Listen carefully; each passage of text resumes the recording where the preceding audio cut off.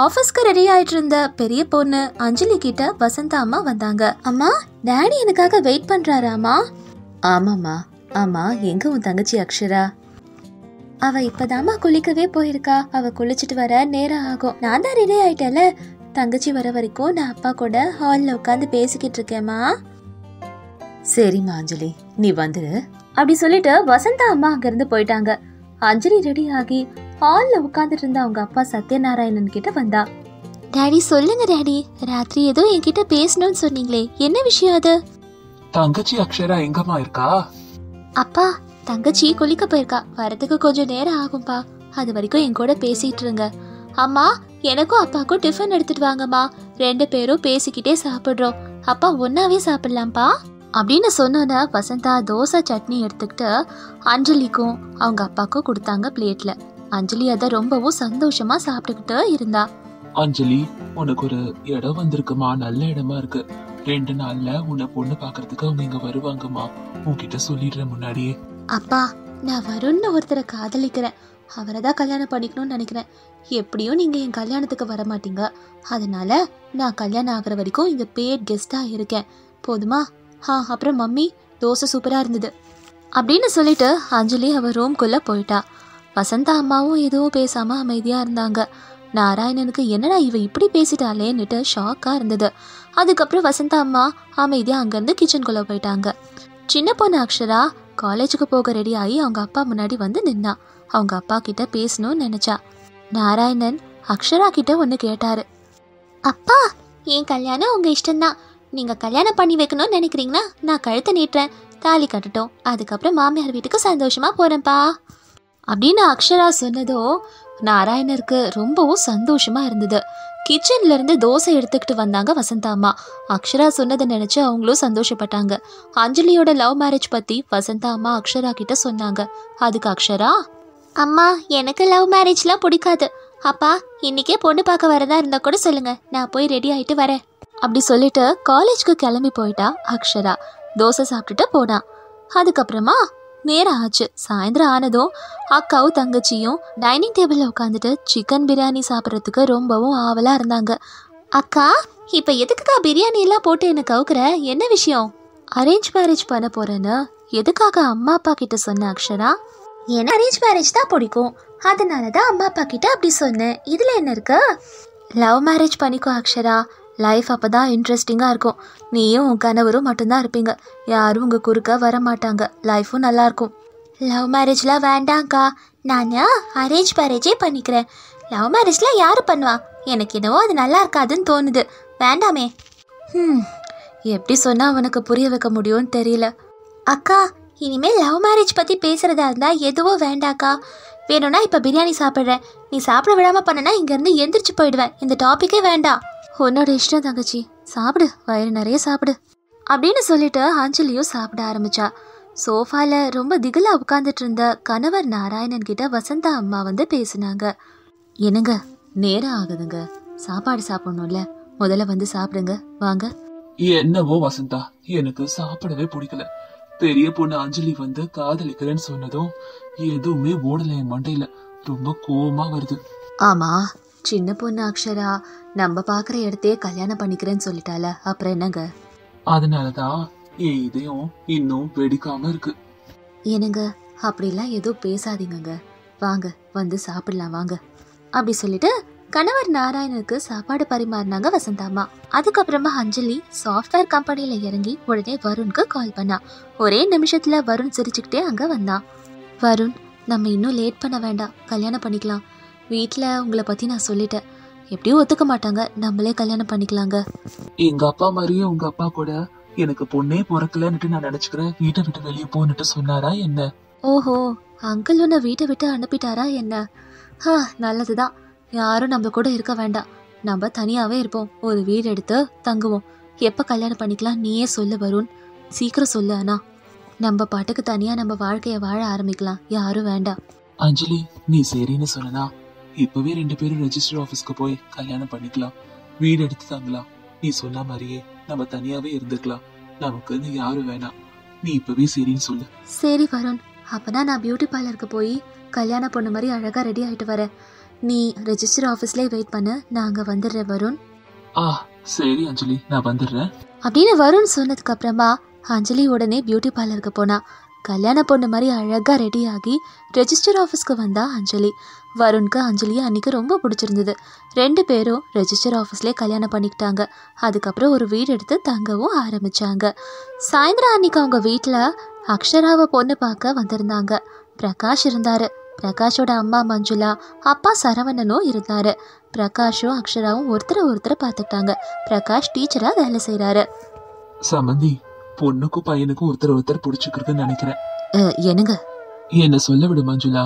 ஏங்க, இவன் எங்களுக்கு ஒரே பையன், கவர்மெண்ட் டீச்சரா இருக்கான். அப்படி பிரகாஷை பற்றி எல்லாத்தையும் சொன்னார் பிரகாஷோட அப்பா. பொண்ணுக்கும் பையனுக்கும் ஒருத்தர் பிடிக்கவும் வீட்டில் கல்யாணம் பேசி முடிச்சாங்க. நல்ல நாளாக பார்த்து சின்னதாக ஒரு நல்ல ஏற்பாடு பண்ணி கல்யாணம் பண்ணி வச்சாங்க 2 பேருக்கும். மாமியார் வீருக்கு அடி எடுத்து வச்சா அக்ஷரா. அங்கே காலையிலே எழுந்திரிச்சு வீடை துடைச்சி கோலம் போட்டு அதுக்கப்புறம் சமையல் எல்லாம் முடிச்சு பூஜை எல்லாம் பண்ணி வீடையே மங்களகரமாக வச்சுருந்தா அக்ஷரா. அக்ஷராவை நினச்சி சந்தோஷப்பட்டாங்க பிரகாஷோட அம்மாவும் அப்பாவும். மாமனார் மாமியார் எது கேட்டாலும் உடனே சமைச்சு அவங்களுக்கு செஞ்சு கொடுத்துருவா அக்ஷரா. இதை நினச்சி அவங்க பெருமைப்பட்டாங்க. ஒரு நாளைக்கு பிரகாஷ் அக்ஷரா கிட்ட, அக்ஷரா, எப்ப பார்த்தாலும் ஏதாவது வேலை செஞ்சுக்கிட்டே இருக்கே, கொஞ்ச நேரம் ரெஸ்ட் எடு அக்ஷரா, நான் எங்கேயாவது வெளியே கூட்டிட்டு போறேன். நான் எங்கேயும் வரமாட்டேங்க, வீட்டில் எனக்கு 2 பசங்க இருக்காங்க தெரியுமா? என்னது, 2 பசங்களா? ஆமாங்க, மாமனார் மாமியார் அத்தை மாமா தான் 2 குழந்தைங்க மாதிரி எனக்கு.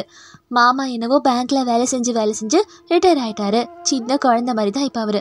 அத்தையும் வீட்டுக்காக உழைச்சே இப்படி ஆயிட்டாங்க. இப்போ நான் தான் அவங்கள பார்த்துக்கணும். அந்த வார்த்தையை கேட்டோன்னே பிரகாஷோட அம்மா அப்பாவுக்கு சந்தோஷமா இருந்தது. அப்போதான் பெரிய பையன் வருணும் அப்புறம் மருமக அஞ்சலியும் கல்யாணம் பண்ணிக்கிட்ட ஞாபகம் வந்தது. அவங்க லவ் மேரேஜ் பண்ணிக்கிட்டாங்களே, பார்க்க போகலான்னு அஞ்சலியை பார்க்க போனாங்க. அங்கிள், ஆண்டி, ஆமாம் நீங்கள் இங்கே எவ்வளோ நாள் இருக்க போகிறீங்க? எனக்கு சமைக்கலாம் வராது, வெளியே ஆர்டர் பண்ணி தான் சாப்பிட்டுக்க போகிறோம். அப்புறம் உங்கள் துணியெல்லாம் நீங்கள் தான் துவச்சிக்கணும். கை கால் எல்லாம் நல்லா தானே இருக்குது, எல்லா வேலையும் பார்ப்பீங்க அப்படின்னு அஞ்சலி சொன்னதை நினச்சி பிரகாஷோட அம்மா அப்பா வருத்தப்பட்டாங்க. அவங்க வீட்டுக்கு போனதும், என்னாச்சு மாமா, எதுக்காக அழறீங்க? அக்ஷரா, நாங்க ரொம்ப வருத்தப்படுறோமா. நல்ல மருமக யாருன்னு கேட்டா அது நீதான்னுட்டு எல்லாருக்கும் நாங்க காட்டுவோம்மா. அவ்வளோ நல்ல பொண்ணு நீனு, ரொம்ப நல்ல பொண்ணுமா நீ. ஆமாம்மா, உங்கள் மாமா சொல்கிறது சரிதான். என்கிட்டயும் யாராவது வந்து உங்கள் மருமக எப்படின்னு கேட்டா என்னோட சின்ன மருமக அக்ஷரா தான் எல்லாமே. அவளை மாதிரி தங்கம் யாருமே இருக்க முடியாதுன்னு உன்னை உதாரணமாக எல்லா மருமகளுக்கும் காட்டுவேன் அப்படின்னு அவங்க பேசிக்கிட்டு இருக்கும் போது காலிங் பெல் அடிச்சுது. பார்த்தா பெரிய பையன் வருண் வந்திருந்தான். லவ் மேரேஜ் பண்ணிட்டு போன வருண் ரொம்ப சோகமாக வீட்டுக்கு வந்திருந்தான். அவன் அம்மா அப்பா கிட்ட இப்படி சொன்னான், அம்மா அப்பா, என்னை மன்னிச்சிருங்க. உங்க பேச்சு மீறி காதலிச்சு கல்யாணம் பண்ண. கொஞ்ச நாள் மட்டும்தான் அந்த காதல் இருந்தது. இப்ப அவ பண்ற டார்ச்சர் இதையும் என்னால தாங்க முடியல. ரொம்ப கொடுமைப்படுத்துறாமா. தாங்க முடியாம உங்களை தேடி நான் வந்திருக்கேன். என்னை மன்னிச்சிருங்கம்மா, என்னை மன்னிச்சிருங்கப்பா. சாரிப்பா. சரிப்பா, சரி, எதுக்கும் கவலைப்படாத. நீ உன் தம்பியோட கல்யாணத்துக்கு வரல, இவதான் நம்ம வீடோட சின்ன மருமக அக்ஷரா, இவ பேரு அப்படின்னுட்டு அவர் சொன்னாரு. அன்னிலேருந்து அக்ஷராக்கு வேலை இன்னும் கூடுதலாக ஆச்சு. ஆனால் அதை அவள் சின்சியராக பண்ணா. பெரிய பொண்ணு அஞ்சலி என்னவோ அழுதுகிட்டே வசந்தா அம்மா கிட்ட வந்தா. வசந்தா அம்மா அவகிட்ட, அஞ்சலி என்னாச்சு, எதுக்காக அழற? அம்மா, நான் தப்பு பண்ணிட்டேம்மா. நீங்களும் அப்பாவும் சொன்ன போது கேட்டிருக்கணும். இந்த காதலிச்சு கல்யாணம் பண்ணுறதுலாம் சரி வராதுமா. வருணோட அம்மா அப்பா ஒரு நாள் வீட்டுக்கு வந்தாங்க. நான் அவங்களுக்கு மரியாதை கொடுக்கலன்னுட்டு அவங்க ரொம்ப வருத்தப்பட்டு வருண்கிட்ட சொல்லியிருக்காங்க. வருணுக்கும் எனக்கும் செட்டே ஆகலாமா. அவனை விட்டுட்டு நான் இங்கே வந்துட்டேன், சாரிம்மா அப்படின்னுட்டு அவங்க சொன்னாங்க. அதுக்கப்புறம் அஞ்சலியை கூட்டிகிட்டு வருணோட வீட்டுக்கு போனாங்க. பார்த்தா ஷாக்கிங்காக இருந்தது. ஏன்னா அஞ்சலியோட தங்கச்சி அக்ஷராவை தான் வருண் தம்பி கல்யாணம் பண்ணியிருக்காரு. அஞ்சலியையும் வருணையும் சேர்த்து வச்சாங்க. அதுக்கப்புறம் அந்த குடும்பம் எந்த சண்டவும் சச்சரவும் இல்லாமல் ரொம்ப ஒத்துமையாக எல்லாரும் இருந்தாங்க.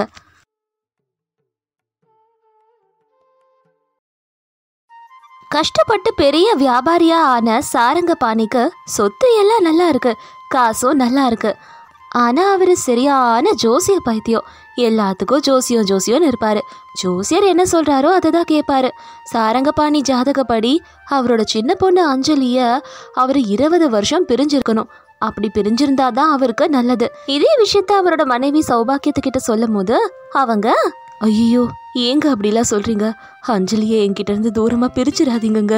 சௌபாக்கியா, நம்ம நல்லா இருக்கணும்னா அஞ்சலிய தூரம் தான் வைக்கணும். அவ தூங்குனதுக்கு அப்புறம் சொல்லு சௌபாக்கியம், நான் அவளை கொண்டு போய் வேற இடத்துல விட்டுட்டு வந்துடுறேன். இத தடுக்காத. என்னங்க நீங்க இப்படி எல்லாம் பேசுறீங்க? அவ நம்ம பொண்ணுங்க.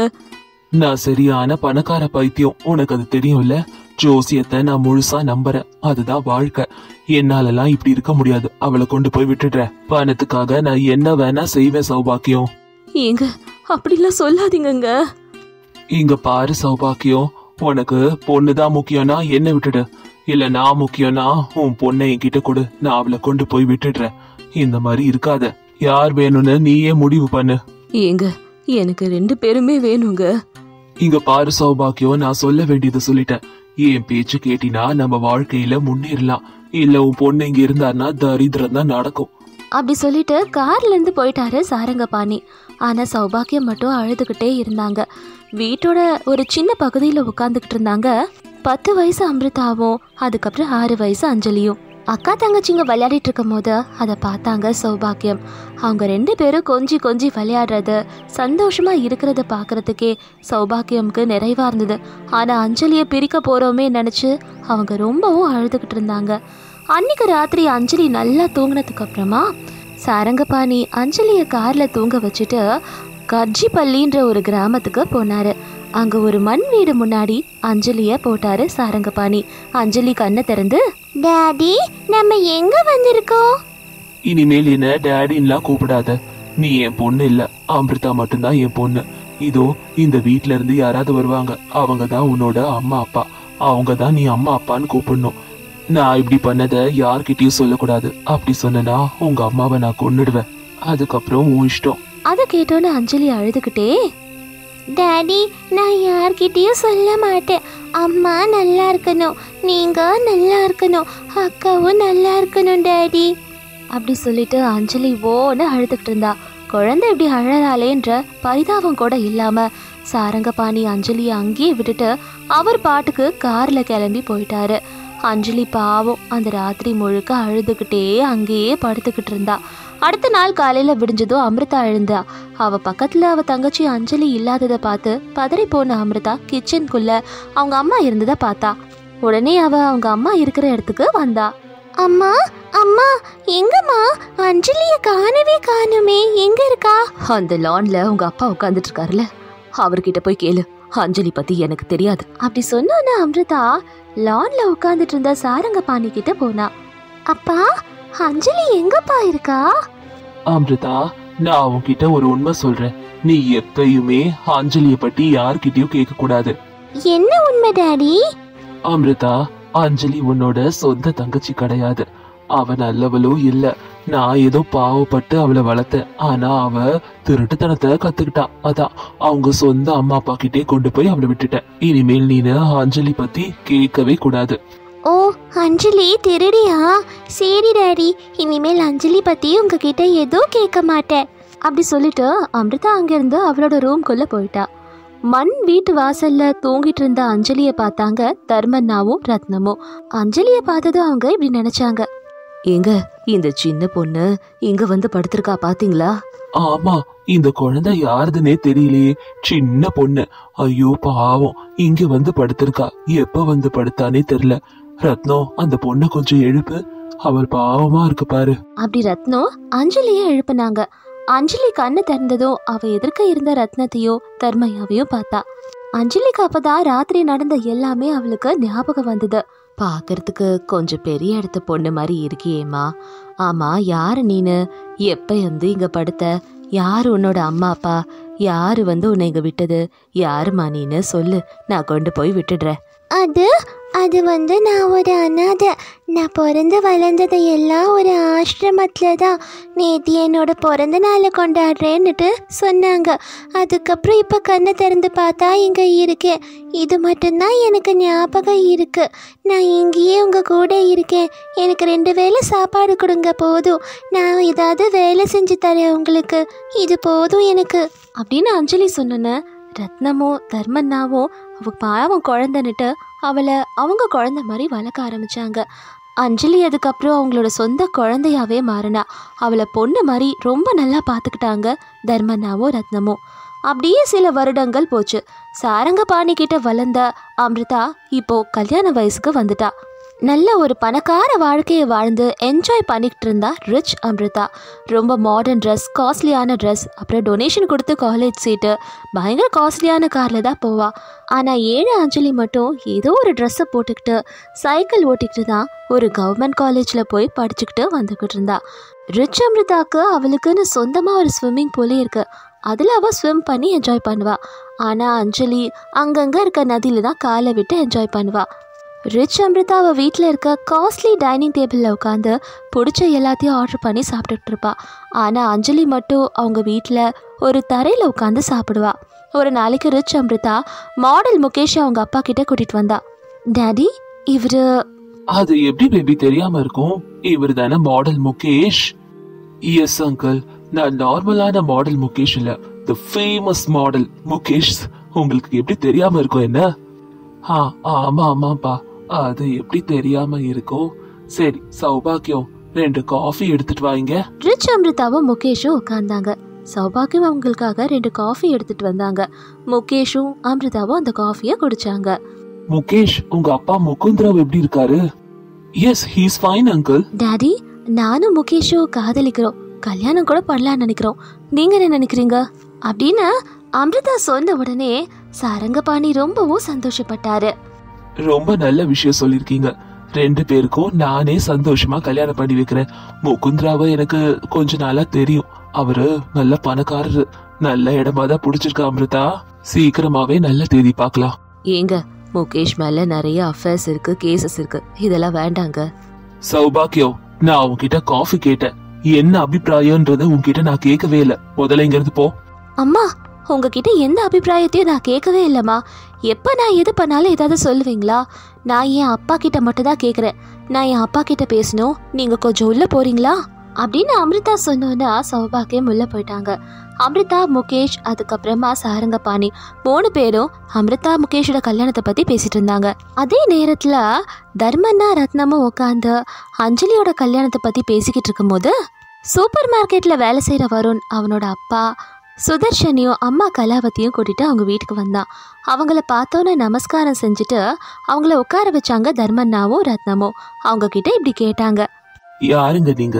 என்ன விஷயமா எங்க வீடு தேடி வந்திருக்கீங்க? நீங்க யாருன்னு கொஞ்சம் சொல்ல முடியுமா? ஏன்னா எங்களால கண்டுபிடிக்க முடியல. நாங்க ஓரளவுக்கு வசதியானவங்க தாங்க, ஆனா ரொம்ப எல்லாம் இல்ல. வருண் ஒரு சூப்பர் மார்க்கெட்ல வேலை செய்யறான். எங்க பையன் ஓரளவுக்கு நல்லா சம்பாதிக்கிறான். உங்க பொண்ணு எங்கேயோ பாத்திருக்கான், அதனால உங்க பொண்ண எங்க வீட்டு மருமகளா நாங்க கேட்டு வந்திருக்கோங்க. அஞ்சலியே எங்க எல்லாருக்கும் ரொம்பவும் பிடிச்சிருக்கு. ஆமாங்க, அஞ்சலியை பொண்ணு கேட்டு நாங்கள் வந்திருக்கோம். எந்த டௌரியும் எங்களுக்கு நீங்கள் கொடுக்க தேவையில்ல. உங்கள் பொண்ணை மட்டும் கொடுத்தா போதும், என் பையன் சந்தோஷமாக கல்யாணம் பண்ணிப்பான். என்ன அண்ணி, என்ன சொல்கிறீங்க நீங்கள் அப்படின்னு அவங்க சொன்னதும் தர்மண்ணாவும் ரத்னமும் ரொம்ப ரொம்ப சந்தோஷப்பட்டாங்க. அஞ்சலியை கூட ஒரு தடவை கேட்டுட்டா நல்லா இருக்கும்னு நினைக்கிறேன். ரத்னம், உன் பொண்ணு அஞ்சலி இந்த பையன் அவகிட்ட போய் கேட்கும் போதே எங்க அம்மா அப்பா கிட்ட வந்து பேசுங்கன்னு சொல்லி அனுப்பியிருக்கானா, அவளுக்கு பிடிச்சிருக்குன்னு தானே அர்த்தம். தங்கச்சி, உங்க பையனுக்கும் என் பொண்ணுக்கும் சந்தோஷமா கல்யாணம் பண்ணி வச்சிடலாம். அப்படி உடனே எல்லா கல்யாண ஏற்பாடுகளும் நடந்துச்சு. அமிர்தாக்கும் முகேஷ்க்கும் பயங்கர கிராண்டா கல்யாணம் நடந்துச்சு. ஆனா ஊர்ல ஒரு சின்ன கோயில்ல அஞ்சலிக்கும் வருணுக்கும் கல்யாணம் நடந்துச்சு. கல்யாணமாகி அவங்கவுங்க கணவரோட வீட்டுக்கு போனாங்க 2 பேருமே. முகேஷும் அமிர்தாவும் ஜாலியாக அப்ராட்னுட்டு போய் ஊரெல்லாம் சுற்றி பார்த்து என்ஜாய் பண்ணிக்கிட்டு இருந்தாங்க. ஆனால் வருணும் அஞ்சலியும் மட்டும் குடும்ப பொறுப்புகளை ஏற்றுக்கிட்டு பொறுப்பாக இருந்தாங்க. அப்படியே சில நாட்கள் போச்சு. முகேஷ் அமிர்தாவுக்கு தெரியாமல் இன்னொரு பொண்ணோட அஃபேர் வச்சுக்கிட்டு இருந்தான். முகேஷ் அந்த பொண்ணுக்கிட்ட பேசிக்கிட்டு இருக்கும்போது ஒரு நாள் கையும் களவுமா அமிர்தா கிட்ட மாட்டினா. அமிர்தா அவனை அரைஞ்சிட்டு ஒரே ஓன்னு அழுதுகிட்டே வீட்டுக்கு வந்தா. நடந்த எல்லா விஷயத்தையும் சாரங்கபாணி கிட்ட சொன்னா அமிர்தா. ஆனால் எல்லாத்தையும் கேட்ட சாரங்கபாணி ரொம்பவும் அமைதியாக இருந்தார். காரணம், அவருக்கு பெரிய இழப்பு ஏற்பட்டுருச்சு அவரோட பிஸ்னஸில். முகுந்தராவ் அவருக்கு உதவி செய்கிறேன்னு சொன்னார். ஆனால் இன்னைக்கு செய்கிறேன், நாளைக்கு செய்கிறேன்னு என்றைக்குமே செய்யாமல் எஸ்கேப் ஆகிட்டு இருந்தார். அமிர்தா நடந்ததை நினச்சி அழுதுகிட்டே இருந்தா. பொண்ணு அழறத பார்த்த சாரங்கபாணி, நான் என்ன தப்பு பண்ணேன்றது நல்லா புரிஞ்சுக்கிட்டேன். நான் பண்ண தப்புனால என் பொண்ணு அமிர்தா இன்னைக்கு இந்த நிலைமைக்கு ஆளாயிருக்கா. எனக்கு இந்த தண்டனை எல்லாம் தேவைதான். 2 குழந்தைங்களையும் பிரிச்சு வச்சேல, அதான் கடவுள் எனக்கு நல்ல தண்டனையை கொடுத்துட்டாரு. நான் செஞ்ச தப்ப நான் எங்க போய் கரைக்கிறது அப்படி நினைச்சு ரொம்பவும் வருத்தப்பட்டுட்டு இருந்தாரு சாரங்கபாணி. இன்னொரு பக்கத்துல அஞ்சலியும் வரணும் இருக்கிறத வச்சு ரொம்ப சந்தோஷமா வாழ்ந்துகிட்டு இருந்தாங்க.